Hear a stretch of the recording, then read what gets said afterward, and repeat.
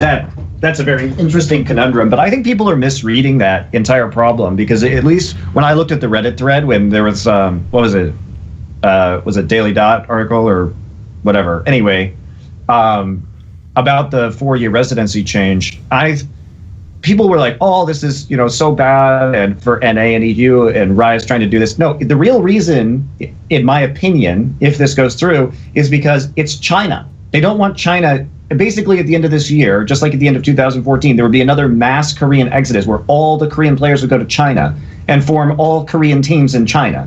I think this is what would actually happen. So if anything, I feel that Riot would make this change to protect the Korean teams. Okay, here's the problem with that, Monty. That's totally corrupt against the concept of competitive integrity.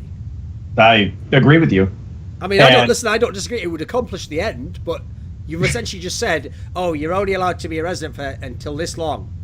Wait, I changed the rules. Starting now. Like, what? And people aren't even I think the starting now... Because if the grandfathered in, you can't have that, because then the problem still exists that they want to eliminate. And we can... Maybe I'll make a vlog about this later, because yes, it is slowed down, but it's slowed down basically 4 years is effectively the active lifespan of most professional players. Most people can't even get to 4 years.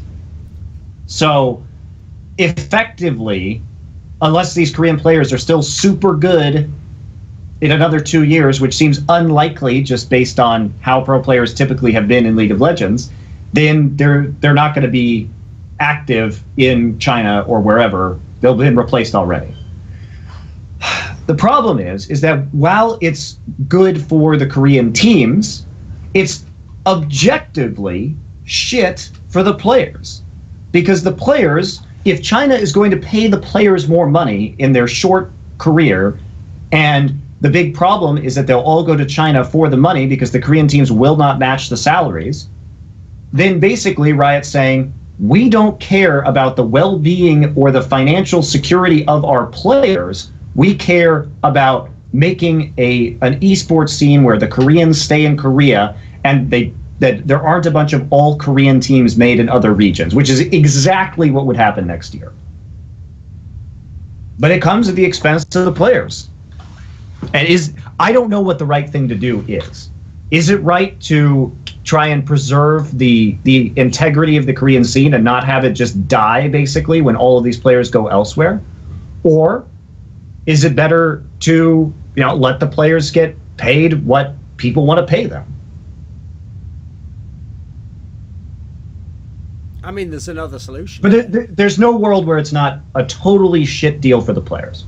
It is a shit deal for the players. Instead of making residency rules harsher, you make it more appealing to stay in Korea. So what you do is you make a really healthy stipend only if you stay in Korea for Korean players.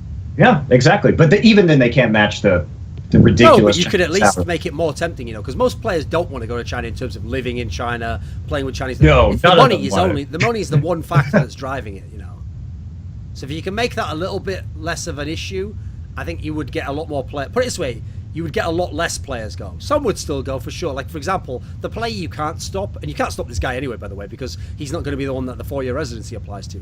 The player you can't stop is the super sick player, like a Samsung player, who's just accomplished something huge and then just wants money. Right? He will just cash out no matter what. He's going to cash out even if there's a massive residency, because he's going to be going for the first time now. It's just that the player you really fuck is the player who would have been the resident, obviously, because he's no longer going to be, and he'll be replaced by the better Korean at the moment. Which is funny, because in the past, that's the person you benefited. You benefited the Santorin type motherfucker who isn't as good as the player who might replace him, but he has the residency at this point in time. That sort of a scenario. So, unfortunately for me, it creates a weird grey area where you actually get people who don't deserve the money to get the money, and then you punish other people who would be more deserving in a free market scenario now. So I don't think it's ideal. I put it this way, it's not the best way to accomplish that goal, I don't think. Also, why are you playing God? I thought you were making a sport here. Why are you deciding who makes the money or not? What's this all about? I mean, next move, if you want to play God, salary cap, there you go. Yeah, they should salary cap. That would be extremely helpful. As a former team owner, I can say salary caps are pretty much necessary right now, because with all the VC coming in, it's turning into just this ridiculous bidding war where the entire League of Legends ecosystem, at least in the West, is entirely unsustainable at the moment. It's basically people playing with venture capital and trying to make a good organization so that they can get money in the future. It's not about making a sustainable org now. Not at all. Right, enough about